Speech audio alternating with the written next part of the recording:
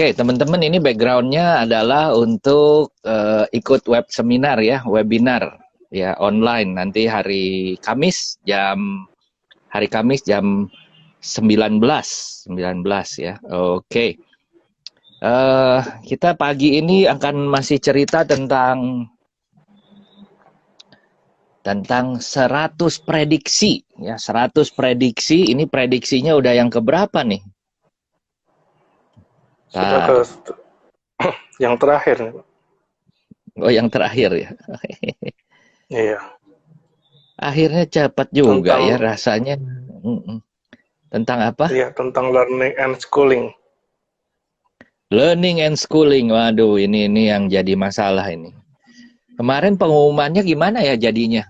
Katanya sekolah tetap dilanjutkan begitu, tapi masih tetap sekolahnya belum bisa dibuka begitu? Ya, sekolah memang tahun ajaran baru sudah dimulai. Jadi pemerintah tetap memutuskan untuk memulai tahun ajaran baru. Tapi untuk masuk sekolahnya itu tergantung di daerahnya gitu. Kalau misalkan contohnya di Solo, itu wali kotanya memutuskan untuk mulai sekolah yang benar-benar masuk ke sekolah itu mulai Januari. Jadi sebelum Januari ini, itu dimulai dengan belajar lewat seperti Zoom gitu dari rumah. Iya, kalau enggak ini ya, apa namanya, resiko ya, resiko. Iya, soalnya yang Nah, di Korea kita lihat kan mereka buka langsung sekolah boleh masuk, ternyata banyak yang kena juga di sekolah. betul, Perancis juga kena begitu, iya. Oke, itulah jadinya ya, kita mesti hati-hati ya, kita mesti hati-hati. Oke, ini adalah, lalu next adalah online and homeschooling. Ah iya, ini jadinya sekarang itu udah biasa. Ini bisa online, ini bisa homeschooling, sekarang itu mulai. Dan kemarin ada teman-teman saya memperdebatkan, dia bilang bagaimana, siapa yang harus ngasih, misalnya contoh di Jakarta, kan banyak. Cucu saya sekolahnya di Jakarta Utara. Jakarta Utara adalah merah. Sedangkan saya di daerah Jakarta Pusat. Jakarta Pusat saya hijau. Nah, saya seharusnya boleh pergi, tapi karena saya sekolahnya di merah, jadi nggak bisa pergi. Sebaliknya, sekolahnya hijau, sayanya merah, itu kan nggak bisa juga. Jadi memang agak sedikit repot. Nah, ini nih, next ya, nomor 3, parent-based learning. Ternyata mendadak jadi orang tua, jadi asisten guru semua. Dan ini mulai banyak timbul masalah.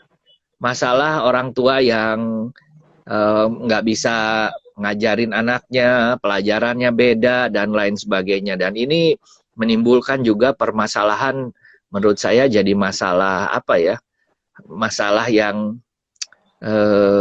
tidak ada menjadi masalah gitu ya. Jadi mulai terjadi yang namanya stres di rumah dan lain sebagainya. Si anak stres karena mamanya nggak bisa ngajarin, si mamanya nggak bisa ngajarin karena nggak bisa gitu ya. Papahnya kemana ya? Selalu ngomongnya mamah melulu. Lalu, nah ini, from teacher to peers. From teacher to peers. Apa ya ini maksudnya ya, Van? Mungkin karena dulu dengan guru itu gapnya terlalu jauh dan tidak dekat, mungkin sekarang belajarnya bisa lebih ke teman, terus dari guru juga bisa langsung bertanya kapan aja, mungkin seperti itu. Iya, jadi peer to peer. Peer to peer itu direct. C to C gitu ya, B to C kayak seperti begitu. Jadi sekarang itu adalah guru nanya langsung. Kalau dulu mungkin di kelas kan belum tentu nanya langsung ya. Ini berubah, betul berubah, ini yang akan berubah. Online learning readiness turmoil. Nggak ready maksudnya, atau ada gelombang antara yang ready dan tidak ready. Ini kan menjadi seru nih. Satu saling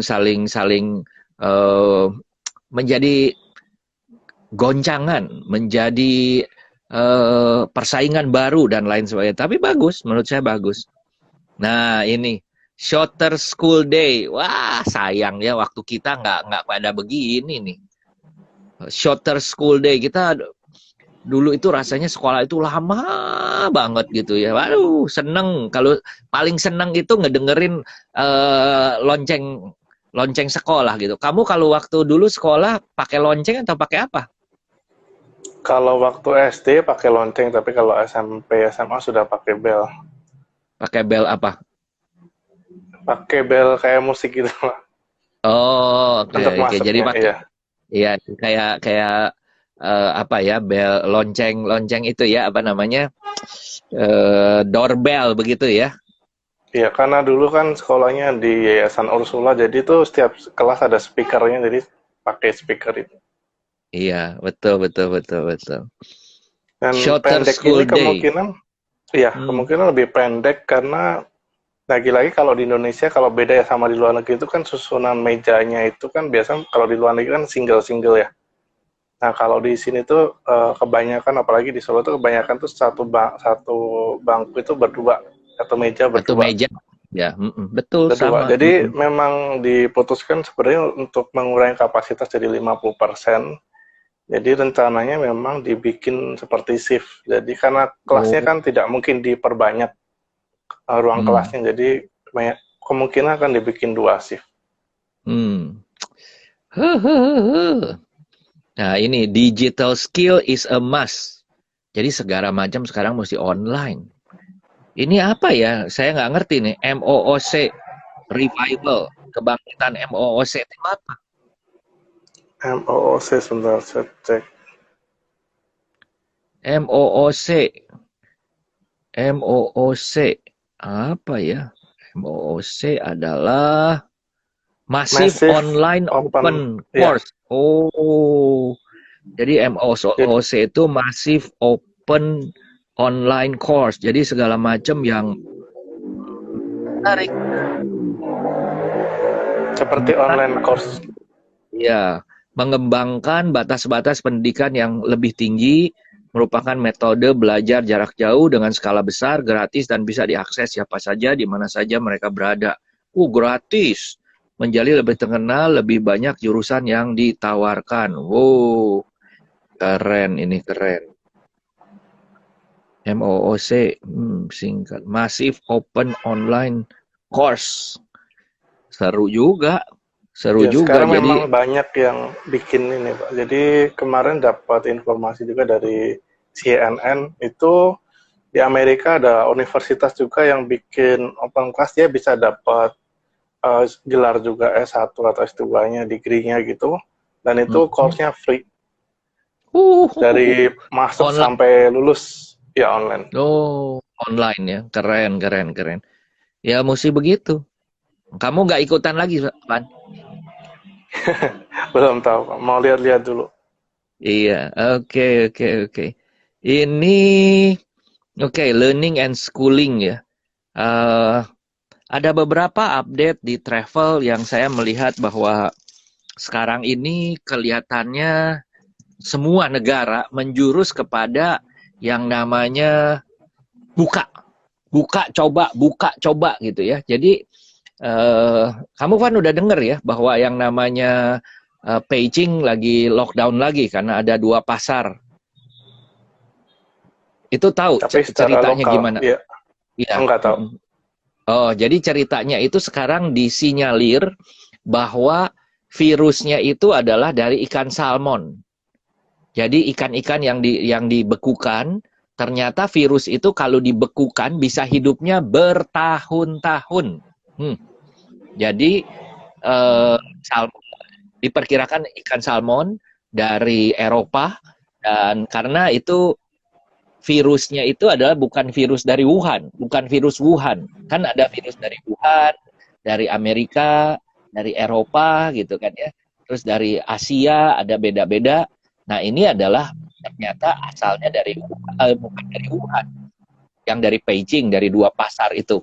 Dan mereka karena curiga kok ini variannya beda, lalu cari tahu adalah apa. Nah, ternyata salah satu yang ketemu adalah dari ikan salmon yang dibekukan. Dan secara teori bahwa virus itu kalau dibekukan, nah ya, kalau dibekukan ini menjadi bisa tahan bukan berjam, bukan hari, tapi tahunan. Jadi kemungkinan itu satu. Ya. Kedua adalah sekarang itu pemerintah mulai membuka. Jadi bukan cuma di Indonesia, tapi di luar negeri semua mulai buka. Tanggal 15 kemarin Eropa mulai buka, jadi langsung ya, yang traveling itu mereka ke pulau-pulau, ke antar negara, orang mulai terbang. Tapi memang pembatasannya sekarang itu hanya antar negara saja.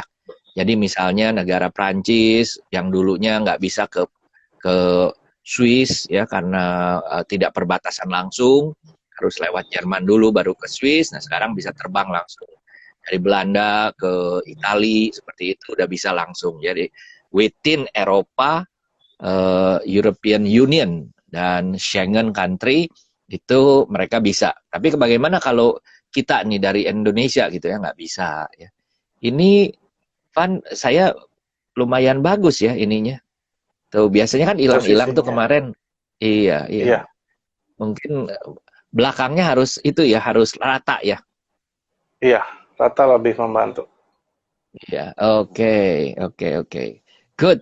Terus Singapura tanggal 19 memasuki fase kedua transisi. Jadi mereka ada transisi kedua. Thailand juga sudah mulai dibuka. Mulai minggu ini apa minggu depan mulai mereka bisa kasih minum bir, serve bir ya. Tapi massage terus apalagi itu memang belum bisa. Bioskop belum bisa. Dan kalau Singapura udah mulai buka sedikit-sedikit, Malaysia mulai buka sedikit-sedikit ya. Saya pikir inilah kita yang harus yang dinamakan oleh Pak Jokowi bukan bersahabat lah, hidup berdampingan dengan virus. Jadi kita mulai membiasakan diri gitu ya bahwa kita itu ada virus tahu kayak TBC, kayak kayak TBC terus apalagi tuh yang menular begitu kan kita juga bukan bersahabat berdampingan ya. Tadi pagi saya ada staf anaknya katanya kena DB, aduh saya bilang kena DB apa bukan ya karena DB dan tipes dan COVID ini adalah hampir mirip nih, semua panas gitu kan, dan itu perlu dicek katanya darahnya memang udah mengarah kepada DB ya, memang sekarang juga lagi ada DB. Oke, teman-teman, Bapak Ibu, ini di belakang saya, jadi tanggal, Van tolong ditulisin Van, nanti daftarnya kemana kan? Iya, jadi kalau ada yang mau nanya-nanya silahkan. Terima kasih untuk yang sudah bergabung ya. Jadi ini adalah saya bikin webinar. Kenapa bikin webinar? Karena saya udah bikin IG Live ini sejak tanggal 13 April. Ada satu yang kekurangannya yaitu adalah tidak bisa tanya jawab. Tanya jawabnya adalah chit chat gitu ya. Jadi mereka ada yang mengatakan itu satu, tidak bisa tanya jawab sampai puas. Kedua adalah adanya yang slide gambar saya nggak bisa sharing ya. Ini juga masalah. Sehingga ada usul, Pak, ayo bikin Pak webinar. Ya udah, saya bilang ayo bikin. Per kemarin udah ada berapa, Van? Per kemarin sekitar 20-an. 20-an ya, oke. Udah ada 20-an, lumayan. Ya, iseng-iseng aja, ayo. Siapa yang mau ikut, silahkan. Dan kali ini berbayar. Supaya apa? Komitmen, dua arah komitmen. Saya komitmen, yang hadir juga komitmen gitu ya. Plus lagi kan, Zoom-nya bayar. Bolehlah, cuma 100.000 ya. 100.000 itu adalah kalau minum kopi, tergantung beli kopinya juga. Kopinya ada juga yang cuma kalau yang 1 juta itu 1 liter jadi berapa gelas ya? itu harganya bisa 1/4 gelas yang 1 juta 1 liter gitu ya. Tapi kalau yang dari coffee shop yang ijo-ijo begitu ya paling tidak 1,5 lah ya. Kalau yang biasa-biasa 15.000, 20.000 paling tidak 5 gelas gitu ya.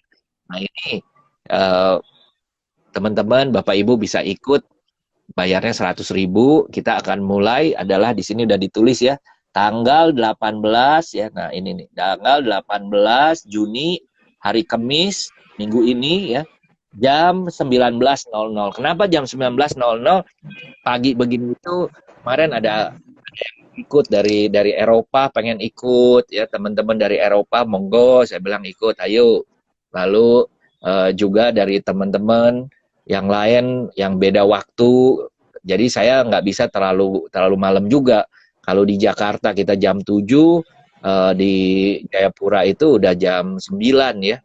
Kalau misalnya kita ngobrol-ngobrol tambah 2 jam aja, ini udah cukup panjang. Apa yang akan saya sharingkan adalah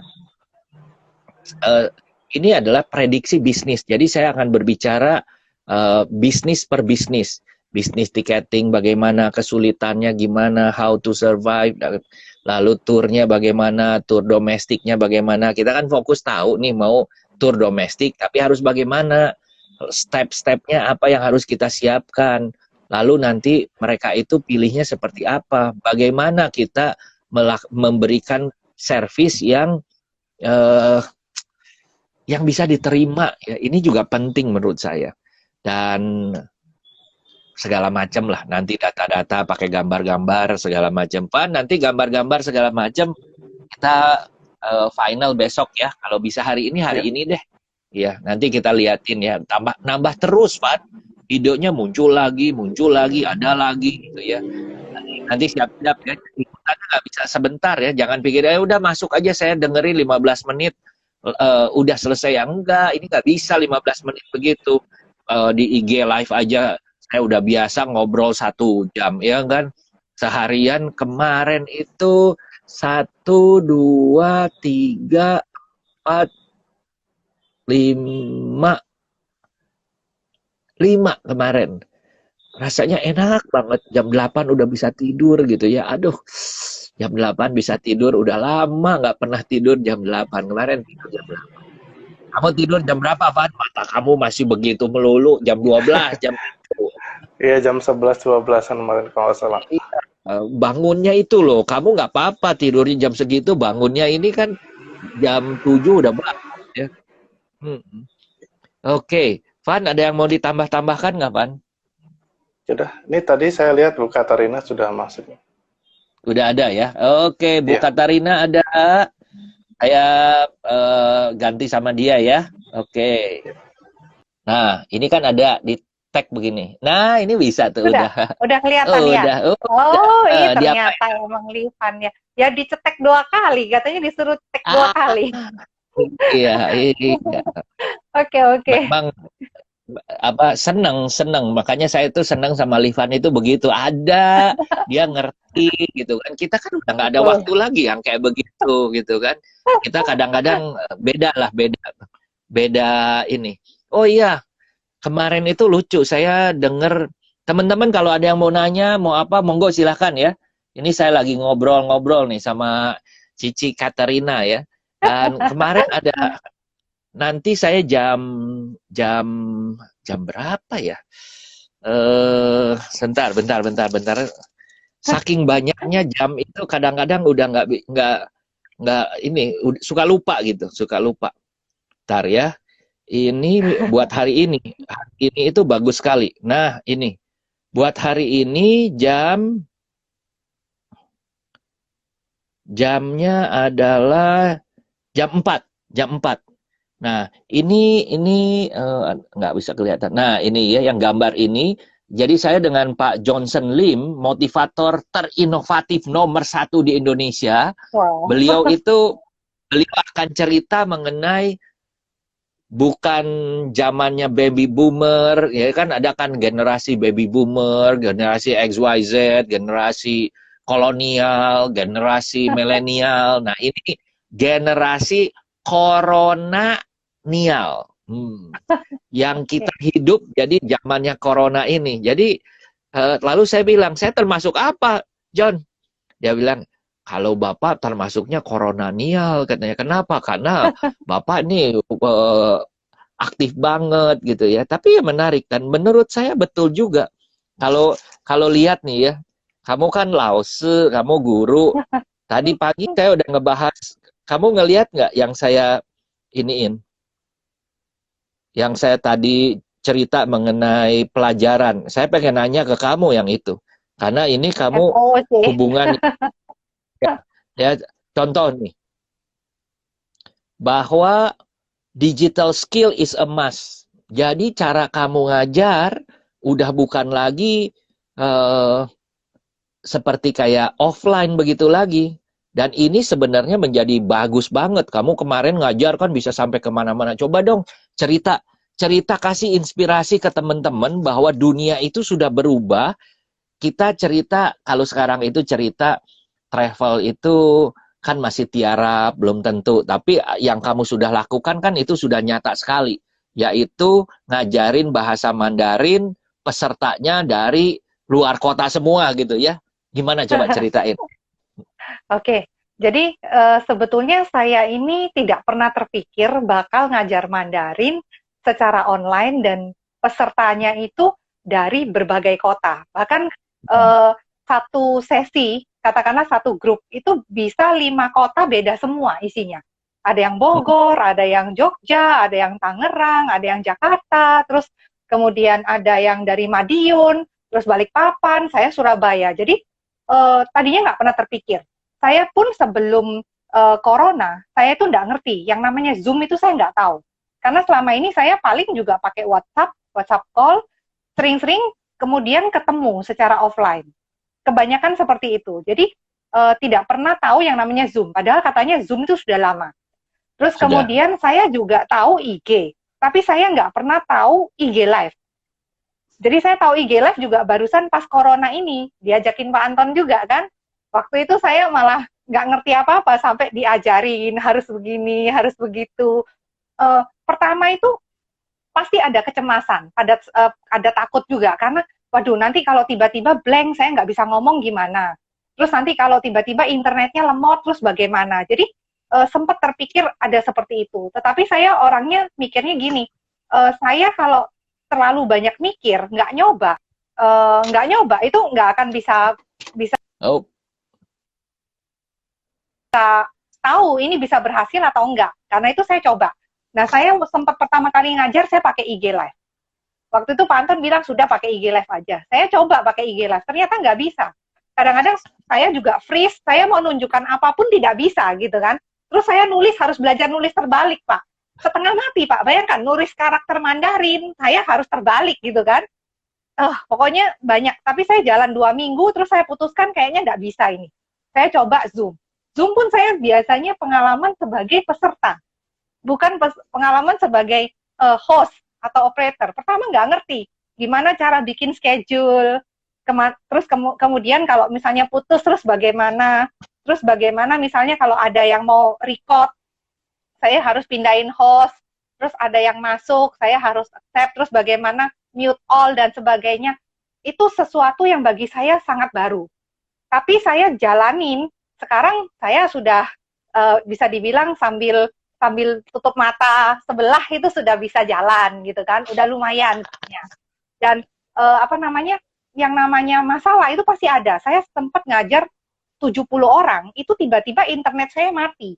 Jadi katanya peserta itu saya tiba-tiba hilang, terus tiba-tiba gelap, suara nggak kedengaran.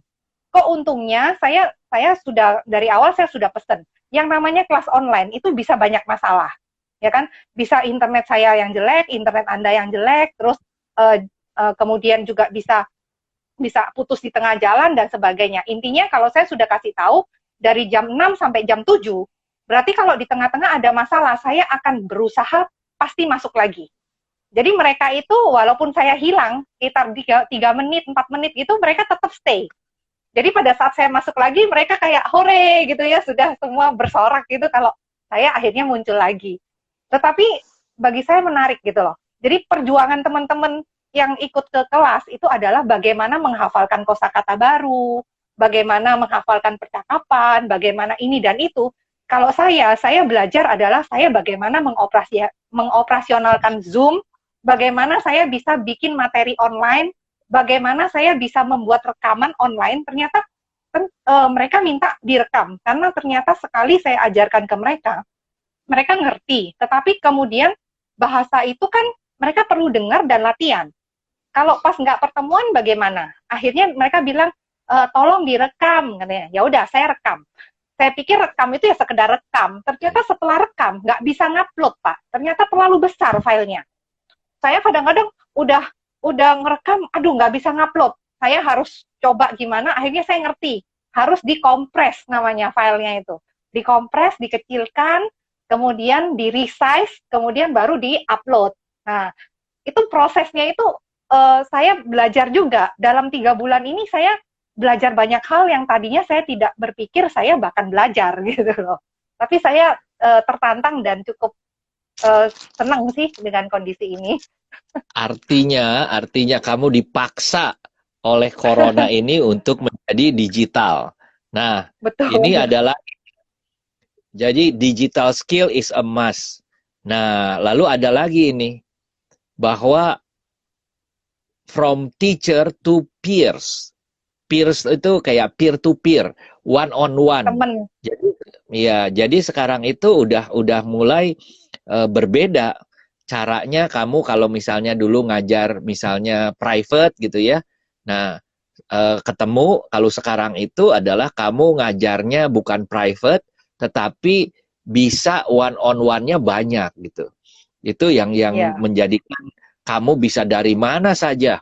Artinya kamu bisa dengan di barat, di timur, di utara, bahkan dari luar negeri juga bisa. Ini menurut saya luar biasa. Nah, satu lagi di sini yang menurut saya terjadi terobosan besar adalah parent-based learning. Tahun-tahun sekarang itu banyak sekali orang tua yang mungkin sudah tidak bisa ngikutin pelajarannya anak. Yang berubah, lebih canggih, dan lain sebagainya. Sekarang di sini mau nggak mau harus. Nah, ini yang lebih sekarang menjadi satu yang lagi ngetren adalah MOOC. Tadi yang saya bilang. Ya, MOOC. Ya, MOOC. Massive Open Online Course. Jadi memang online course ini menjadi satu tren baru. Dan ini akan menjadi menurut saya yang bisa dijual. Yang bisa dijual. Ini penting gitu ya. Karena banyak hal yang kita mungkin ketemu baru-baru begitu. Oke, saya buka lagi. Ini mungkin komentarnya. Kalau ada yang mau komen-komen ya silahkan. Teman-teman ada yang mau komen-komen silahkan. Dan ini Bu Katrina, kita sudah jualan prediksi bisnis travel 2020 ini tanggal 18 besok. Sudah ada 20-an ya, sudah ada 20-an. Kemarin baru kemarin dulu pertama 8, terus kemarin nambah lagi 12, berarti 20. Mungkin sekarang nambah lagi ya. Bapak Ibu yang belum silakan ya. Ini tanggal 18 Juni jam 9 WIB. Jam 7 WIB. Ya, oke. Kamu ada yang mau tambahkan nggak? Kamu ada yang mau titip pertanyaan nggak? Nanti saya siapkan. Oke. Kalau saya sih ngelihatnya ini, sampai saat ini pun, saya kan sudah mulai, secara online sudah mulai buka ya kantornya, operasional tapi secara online, jadi tidak terima tamu ke kantor dan sebagainya. Nah ini, sekarang sudah mulai, ada yang membeli tiket. Cuman tetap aja, masalah kebingungan dari masing-masing itu untuk peraturan, untuk yang ini yang harus disiapkan, ini yang tidak disiapkan. Jadi barusan ini Lion ngirim surat edaran, itu menyatakan kalau ke Jakarta itu tidak perlu SIKM, tidak perlu. Jadi cuma perlu PCR. Tetapi dari Garuda dan Citylink itu tetap di webnya itu tertulis harus ada SIKM kalau ke Jakarta. Nah hal seperti ini membuat customer itu juga bingung, kita juga bingung. Akhirnya saya bilang sudahlah disiapkan saja, PCR disiapkan, SIKM disiapkan. Kalau diminta sudah siap. Kalau nggak diminta, ya sudah. Daripada kita harus berdebat sama petugasnya. Karena saya melihat sekarang ini yang namanya distribusi informasi itu kadang juga nggak merata gitu loh Pak. Jadi ini yang sekarang masih bingung. Sampai sekarang pun bayangkan saya sebagai travel agent yang jualan tiket aja bingung. Apalagi customer yang mau berangkat. Mereka lebih bingung lagi pasti. Iya. Eh, Peraturan yang ada berubah-berubah, peraturan yang ada diupdate terus, dan peraturan yang ada berdasarkan eh, perubahan update informasi yang setiap hari. Jadi memang mau tidak mau, suka tidak suka, ya kita harus hidup dengan situasi seperti begini. Makanya perlu informasi ini, perlu dengerin gitu ya. Karena kalau enggak ya ketinggalan. Kayak sekarang misalnya kita bicara mengenai tiket. Tiket itu gampang. Yang susah apa? Yang susah adalah mengenai yang namanya tour. Tour kita sudah tahu. Yang jadi masalah sekarang adalah semuanya menjadi start dari nol. Contoh ya, saya kenal kamu. Dulu-dulu saya selalu kasih ke kamu, kamu minta DP, saya kasih. Sekarang persoalan mau dikasih DP dulu nggak? Walaupun kamu kenal. Kalau kasih DP mungkin di bawah 10 juta, kamu akan kasih. Tapi bagaimana kalau ada grup besar lalu dia minta DP-nya 200 juta? Kira-kira bagaimana? Nah, ini kan sesuatu yang menjadikan persoalan besar. Persoalan yang semuanya menjadikan tidak mudah. Dan dulu itu kita bisa yang namanya ya kita udah ngerti, udah percaya gitu kan ya. Tapi sekarang dengan keadaan seperti begini, semua bisa berubah. Semua bisa berubah. Saya memperkirakan dari sisi travel-travel yang kecil-kecil itu mungkin sekitar 15 sampai ada yang mengatakan 40%, tapi travel kecil. Saya mengatakan travel kecil ini sebenarnya bebannya nggak berat. Yang berat itu adalah beban daripada travel yang besar. Travel dengan staff kira-kira 100 orang ke atas, ini bebannya berat. Ini yang sebenarnya bisa rontok duluan. Tetapi karena ada beberapa misalnya ya tabungan lah, mereka mengeluarkan tabungan, lalu mereka yang tadinya staffnya misalnya 700 dikurangin jadi 300, itu mereka masih bisa survive. Sehingga mereka kemungkinan untuk close, untuk tutup itu menjadi lebih kecil. Menurut kamu gimana kira-kira? Di Surabaya gimana nih? Travel-travel semua tiarap juga kan? Jadi semua travel yang saya kan punya cukup banyak grup itu yang isinya travel agent semua. Rata-rata kan sudah nggak bisa jualan tour dan sebagainya ya. Mereka antara ke makanan atau ke kesehatan. Jadi isinya sudah ke sana aja. Makanan pun nanti ada yang frozen, ada yang masakan, PO, atau kemudian bahan-bahan kayak bahan bakunya atau buah-buahan dan sayur. Ya, terus kemudian alat kesehatan yang kesehatan misalnya hand sanitizer, masker, APD, face shield. Jadi isinya itu sekarang cuma tinggal itu doang, Pak. Ada beberapa yang masih menawarkan virtual. Virtual ini, apa namanya, virtual tour. Ada beberapa yang menawarkan seperti itu, tapi saya lihat juga tanggapannya kurang. Jadi yang banyak itu malah udah kita jadi seperti grup kuliner. Jadi nggak kayak grup travel agent. Informasi itu begitu dibuka, saya punya berapa ya? Mungkin ada 8 atau 9 atau sekitar 10 lebih grup travel. Itu isinya seperti grup kuliner. Jadi saya nggak tahu ini grup apa. Kalau dulu kan saya tahu, oh ini grup khusus Eropa, ini khusus China, ini khusus konsorsium kapal pesiar, ini khusus apa. Sekarang isinya sama. Kalau misalnya keluar PO ayam goreng, ya semua nanti ada ayam goreng, terus nanti ada ini, ada itu. Jadi saya sendiri juga sudah nggak tahu. Saya lihat teman-teman ini adalah survival mode kalau menurut saya. Saya pun sama, saya sekarang juga jualan makanan juga, sama saya ngajar. Karena saya nggak mungkin kan, mau jualan tour juga nggak bisa. Bahkan sekarang lagi disibukkan untuk refund grup yang besar-besar. Kami sudah bayar semua, terus kemudian dari vendor mereka bilang tidak bisa balik, pokoknya dipakai aja. Saya bilang kapan saya mau pakai gitu kan. Ini customer minta cash. Jadi saya pun yang berat sekarang adalah saya harus mencairkan dana talangan. Karena mereka semuanya dalam bentuk deposit. Hotel udah dibayar, kita nggak bisa kembalikan refund. Silakan nanti kapan-kapan dipakai. Tapi biasanya nanti mereka akan kasih batas sampai Desember atau sampai mana. Saya cuma mikir, ini kamar 100 kamar 2 malam gitu ya, 200 night gitu ya, saya kapan habisnya gitu kan. Terus tiket pesawat 175 orang, itu satu grup baru. Saya punya 3 grup yang seperti kayak gitu. Itu saya ada lihat uangnya, depositnya kelihatan gitu ya, berapa ratus juta gitu kan. Tapi saya nggak bisa berbuat apa-apa, karena nggak bisa dicairkan. Saya juga nggak bisa jual kan. Itu yang sekarang, kondisinya sekarang seperti itu, Pak. Iya, saya off-kan lagi karena sebentar lagi waktunya juga sudah habis. Kira-kira apa harapan kamu di dunia travel ini? Mau terus bisnisnya? Kalau terus, pasti terus, Pak. Saya pikir jalan terus aja. Terutama saya ini kayaknya nggak mungkin bisa meninggalkan traveling. Saya dulu, kalau zamannya dulu kan saya guru offline. Saya dulu kerja di sekolah, di kursusan, juga ngajar privat.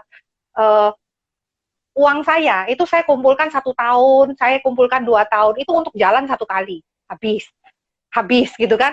Jadi maksudnya saya kerja, akhirnya uangnya habis untuk jalan-jalan. Kerja lagi, uangnya habis untuk jalan-jalan. Sekarang saya bisa jalan-jalan dan dibayarin. Saya susah kalau mau meninggalkan itu gitu loh. Cuman mungkin dalam waktu 1 tahun ini saya akan wait and see. Karena saya jujur, saya nggak merasa nyaman. Saya harus 4 jam sebelumnya ke bandara, kemudian harus baris, dicek ini, dicek itu, dan sebagainya. Kalau saya secara pribadi, kalau tidak urgent, saya juga tidak akan pergi. Saya juga bagi customer saya yang usianya sudah agak sepuh, terutama papa mama saya, mereka bilang, kalau bandara buka, mau ke Surabaya, mau nengokin cucu, atau saya bilang nggak usah berangkat dulu, di rumah aja dulu. Karena saya merasa nggak nyaman, bisa terjadi mereka sehat sekarang di rumah, pada saat di bandara mereka kena gitu, atau di pesawat mereka kena. Saya kan juga mikir, jadi saya customer saya yang usianya sudah agak tinggi, mereka bilang, ayo kepingin mau kemana, kamu ada paket tour apa enggak? Kayaknya ini semua sudah mulai reda dan sebagainya. Saya bilang nggak usah, di rumah dulu aja. Kalau bisa nggak usah kemana-mana, nggak usah kumpul-kumpul dulu, supaya tetap sehat pada saat semuanya sudah bisa ditemukan jalannya. Maksudnya udah ada mekanisme yang lebih pas, sehat dan bisa jalan-jalan. Jangan sekarang, saya bilangnya kayak gitu. Tuh, setuju. Ini satu kondisi yang sebenarnya kita semua harus paham. Makanya kenapa saya bikin, walaupun namanya prediksi bisnis travel, ini adalah update bagaimana kita harus bersikap dan menyiapkan diri. Kita akan hidup di zaman ini, tidak ada istilah nanti balik lagi ke normal, zaman normal, kita akan new normal, dan malahan saya melihat bahwa kita itu sedang berjalan ke dalam satu next normal. Next normal ini mungkin kalau saya melihat gitu ya, lebih menakutkan daripada zaman sekarang.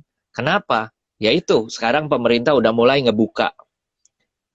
Pemerintah Singapura menggunakan memberitahu bahwa mereka tanggal 19 Juni hari Jumat itu adalah memberlakukan yang namanya, mungkin kalau Jakarta itu PSBB transisi tahap kedua. Mereka sebutnya phase 2. Tetapi harus diingat juga per hari ini, per kemarin ada 200-an orang yang terpapar. Jadi bisa dibayangkan, bukannya 0 baru dibuka, enggak.